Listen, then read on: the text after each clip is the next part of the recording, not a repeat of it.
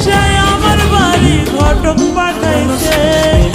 আমার মনে এখন যে তার প্রেমে বইরাছে, গোপনে সে আমার বাড়ি ঘটক পাঠাইছে।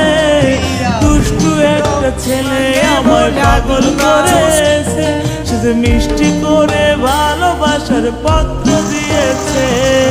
দুষ্টু একটা ছেলে আমায় পাগল করেছে, সে যে মিষ্টি করে ভালোবাসার পত্র দিয়েছে।